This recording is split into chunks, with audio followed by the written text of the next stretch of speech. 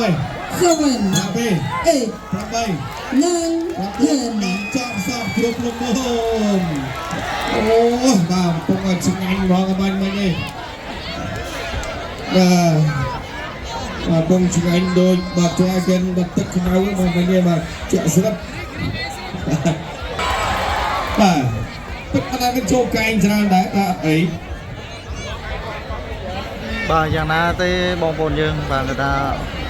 បាយធុងទឹកហ្មងបាទ បាទបន្តទៀតចូលរូបភាពជឿនបាននៃការប្រកួត